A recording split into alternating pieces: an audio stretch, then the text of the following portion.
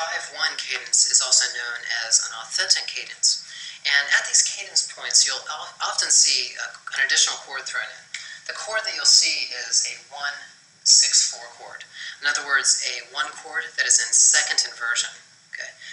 And precisely because it is often found at these cadence points, we call this a cadential 6/4 chord. So if you see a 1/6/4 chord, it's also referred to as a cadential 6/4. Now, when you're doing part writing with second inversion chords, it's actually not too different from what you've already been doing. Okay? Now, so far, the rule has been double the root. So, for example, we know that this is a G chord, so we're going to double the G for that part writing. Now, when we have a second inversion chord, we're going to double the bass. Okay?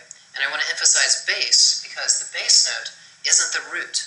Remember, the root is the tonic or the first note of the chord. But in a second inversion chord, the bass note is not the root. Okay? Nonetheless, you're still going to double the bass, and so the chord that we're building is a 1 chord. C, E, G. And since the bass is G, then we're going to have 2 Gs. Okay? So let's put this into action. Let's give the soprano C. That means we can give the alto G, and then we'll give the tenor E. Okay. From then on, part writing follows the same rules that you already know. Okay. The reason this cadential 6/4 chord is so nice is because you have a common tone in the bass here, and that sounds really good. So if we build this, then we need G. We've got 1 G taken care of. We can also keep this common tone here. So we've got that G. Let's move the soprano down to B, and then we'll move the tenor down to D. Okay. So it's a very easy part writing drill.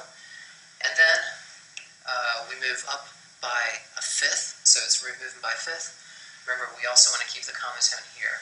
Chord is C, C, E, G. We've got 1 C.